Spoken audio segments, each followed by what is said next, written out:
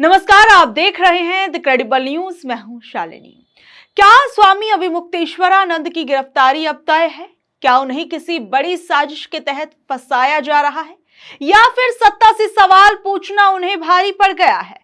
आखिर स्वामी अविमुक्तेश्वरानंद के खिलाफ चल रहे इस पूरे मामले में अब नया क्या कुछ चल रहा है, आइए जानते हैं इस पूरे विवाद की नई इनसाइड स्टोरी। स्वामी अविमुक्तेश्वरानंद पर लगे यौन शोषण के आरोपों ने अब एक नया मोड़ ले लिया है। इस मामले में सबसे बड़ी खबर यह है कि जिन बच्चों ने आरोप लगाया था उनकी मेडिकल रिपोर्ट आ गई है। पुलिस सूत्रों का यह कहना है कि डॉक्टरों की जांच में बच्चों के साथ गलत काम होने की पुष्टि हो गई है। यानी मेडिकल रिपोर्ट ये बता रही है कि बच्चों के साथ शारीरिक शोषण हुआ है और अब पुलिस इस बात की गहराई से जांच कर रही है कि ये हरकत किसने, कब और कहां की है। इसी बीच एक पीड़ित बच्चा पहली बार मीडिया के सामने आया और उसने अपनी आपबीती सुनाई। बच्चे का कहना है कि वो वहां पढ़ाई करने गया था लेकिन उसके साथ यौन शोषण हुआ है। उसने सीधे तौर पर शंकराचार्य और उनके शिष्य मुकुंदानंद का नाम लिया है। बच्चे ने यह भी कहा कि माघ मेले के दौरान भी उसके साथ गलत काम हुआ और कुछ लोग बाहर से बच्चों को लाने का काम करते थे। वहीं शंकराचार्य ने बटकों के बयान पर कहा कि बच्चे वही बोल रहे हैं जो उन्हें सिखाया और पढ़ाया गया। उनको क्या पता कि कौन सी चीज कहाँ है, आप लोग तो पकड़ लिए हैं। दूसरी बात, वो बच्चे वही हैं, कौन वेरीफाई करेगा इस बात को? पॉक्सो कहता है कि जो माइनर है उनकी पहचान को किसी भी दशा में बाहर नहीं किया जाएगा। अब सवाल यह है कि चैनल को किसने बताया कि ये है पीड़ित। ये प्रोसीडिंग पूरी क्लोज रहती है। इसके बाद में न्यायालय, शिकायतकर्ता, पुलिस और खुद पीड़ित को पता है। अविमुक्तेश्वरानंद ने कहा कि चैनल ने कहा कि बच्चे चलकर खुद मेरे पास आए। अब ये कौन बताएगा? चैनल को इतनी जल्दी क्यों है? बच्चों को लाकर पूछताछ करके अभी केस निपटा दो। इसका मतलब यही है कि शंकराचार्य को बदनाम करने का जो भी मौका हो उसे छोड़ो मत। अविमुक्तेश्वरानंद ने अपनी गिरफ्तारी की संभावनाओं पर भी खुलकर बात करते हुए कहा कि उन्हें कानून का डर नहीं है बल्कि जेल के अंदर होने वाली साजिशों का डर है।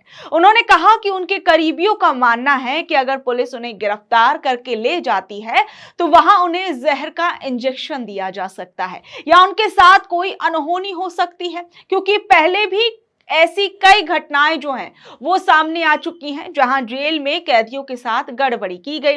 अपनी बात को पुख्ता करने के लिए उन्होंने 1967 के गौ माता आंदोलन का एक एग्जाम्पल दिया।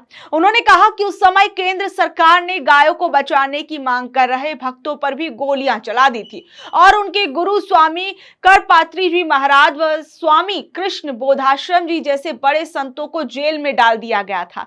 शंकराचार्य ने कहा कि उस दौरान जेल में उनके गुरुओं के साथ बुरा बर्ताव हुआ था, यहां तक कि करपात्री जी की आंख के पास चोट आ गई थी। इन्हीं कड़वे अनुभवों और इतिहास का हवाला देते हुए उन्होंने कहा कि जेल के अंदर संतों की सुरक्षा और सम्मान को खतरा है और यही वजह है कि वो फिलहाल अपना बचाव यानी सुरक्षा करना चाहते हैं। शंकराचार्य ने यह भी कहा कि कल ही हमने आपको बताया था कि जांच टीम अपना काम कर रही है। आशुतोष महाराज ने प्रेस वार्ता करके सारी रिपोर्ट आप लोगों को बताई। शंकराचार्य ने कहा कि जांच टीम क्या कर रही है? अगर ये रिपोर्ट किसी हिस्ट्री शीटर द्वारा पब्लिक में बताई जाएगी तो पुलिस का क्या प्रभाव होगा? रिपोर्ट तो पब्लिक होती नहीं है, होती भी है तो पुलिस विभाग करती है, लेकिन उनके माध्यम से क्यों आ रही है? क्या परमानेंट प्रवक्ता पुलिस ने उन्हें अब अपना बना लिया? ये बात जो है अविमुक्तेश्वरानंद ने कही। वहीं मैं आपको एक और बात बता दूं कि क्या आप जानते हैं कि जहां तमाम बयान इस वक्त सामने आ रहे हैं वहीं दूसरी ओर एक और बड़ी खबर सामने आती है जिसके बाद ये मामला और भी पेचीदा हो गया, क्योंकि शंकराचार्य के वकील को जान से मारने और बम से उड़ाने की धमकी भरा मैसेज मिला है। फिलहाल पुलिस की एक टीम पिछले 4 दिनों से वाराणसी में रुकी हुई है और खबर है कि वो जल्द ही शंकराचार्य से पूछताछ कर सकते हैं।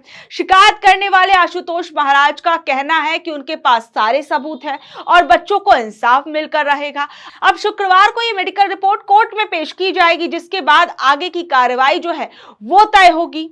वहीं मैं आपको बता दूं कि जहां एक तरफ ये तमाम बयान सामने आ रही हैं, वहीं इससे पहले स्वामी अविमुक्तेश्वरानंद सरस्वती के खिलाफ साजिश का एक मामला सामने आया था। एक पीड़ित ने मीडिया से बात करते हुए चौंकाने वाला खुलासा किया था। उसने बताया था कि आशुतोष ब्रह्मचारी ने शंकराचार्य अविमुक्तेश्वरानंद को फंसाने के लिए उससे संपर्क किया था और कहा था कि वो अपनी 3 बेटियों को लेकर ये कह दे कि शंकराचार्य ने उनका यौन शोषण किया है। वो व्यक्ति क्या कुछ आरोप लगा रहा था, जरा उसे भी एक बार आप सुनिए।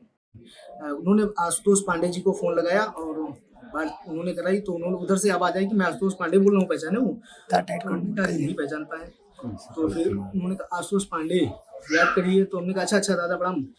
तो हमें याद आया कि वही जो है कि वो संगठन चलाते थे ब्राह्मण सभा वाला करके, तो हमने कहा वही है। तो हमने कहा उनको प्रणाम बोले, तो उन्होंने कहा और सब बढ़िया है, वो आपके पिताजी के उसमें निधन में नहीं पहुंच पाया, ऐसी चीजें हैं और सब बढ़िया है, घर परिवार में सब कुशल है। तो हमने कहा जी। तो उन्होंने कहा यार छोटा सा एक काम है तुमसे। तो हमने कहा क्या बताओ क्या काम है, मेरे लायक होगा मैं बिल्कुल करूँगा। कहने कि नहीं, ये विश्वसनीयता लोगों से ही कहा जा सकता है और मुझे लगा कि आप मना नहीं करेंगे। तो हमने कहा बताइए कैसा काम है।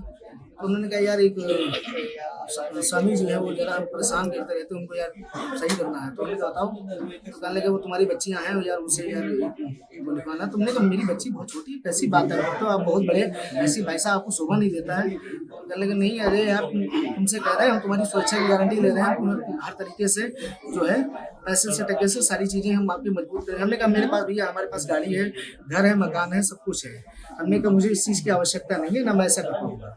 हाँ, तो उन्होंने कहा ठीक है, आपके मेरे लिए जो ऑप्शन और भी खुले हैं। हमने कहा ठीक। देखिए, शंकराचार्य स्वामी अविमुक्तेश्वरानंद के मामले में सियासत लगातार बढ़ती जा रही है और गहमा गहमी भी बढ़ती जा रही है। अब उनका ये मामला इलाहाबाद हाई कोर्ट में भी पहुंचा हुआ है। उनके खिलाफ नाबालिग का यौन उत्पीड़न करने के मामले में पॉक्सो एक्ट के तहत केस दर्ज किया गया है। अब उन्होंने अपनी अग्रिम जमानत के लिए भी हाई कोर्ट के अंदर जो याचिका है वो दाखिल की थी, लेकिन जैसे ही आज ये सामने आया कि मेडिकल रिपोर्ट्स के अंदर जो है ये कहा गया है कि यौन शोषण की पुष्टि हुई है, उसके बाद कई राजनीतिक बयान जो है वो भी सामने आ रहे हैं। जरा उन्हें सुनिए। फंसाया जा रहा है, उनको पॉक्सो मामले में फंसाया गया और इसलिए फंसाया जा रहा है कि वो समय समय पे सरकार की गलत नीतियों की आलोचना करते हैं और गौ हत्या पे प्रतिबंध की मांग करते हैं। तमाम और ऐसे मुद्दे हैं जिससे सरकार खुश नहीं है। कुंभ के मेले में जो लोग मारे गए थे उसकी भी उन्होंने आलोचना की थी कि वहाँ अव्यवस्था थी। तो इसके कारण से उनके पीछे पड़े हुए हैं। उनके शिष्यों को पहले चोटी पकड़ पकड़ के घसीट के मारा और अब तो उनके ऊपर पॉक्सो भी लगा दिया। तो ये बहुत ही गंभीर मामला है।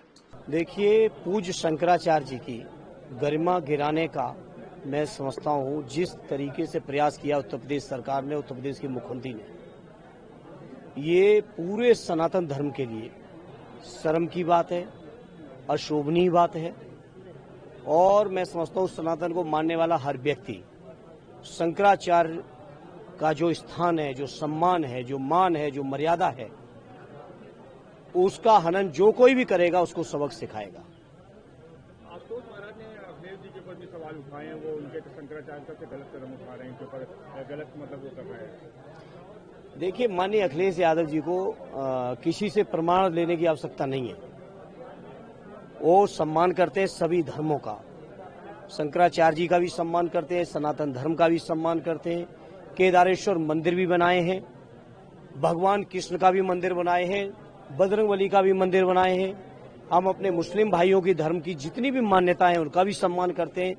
हर धर्म की मान्यताओं को सम्मान करते हैं। जो विदेश के संविधान ने हर नागरिक को जो कर्तव्य दिया है उसकी जिम्मेदारी हम समाजवादी लोग, हमारे नेता आदरणीय अखिलेश जी बखूबी निभाने का काम कर रहे हैं। तो बहरहाल अब जिस तरीके से शंकराचार्य को लेकर ये खबर सामने आ रही है, इस पर आप लोगों का क्या कुछ कहना है नीचे दे कमेंट बॉक्स में जरूर बताइएगा। और ऐसी अपडेट से जुड़े रहने के लिए देखते रहिए द क्रेडिबल न्यूज। मैं हूं शालिनी, धन्यवाद।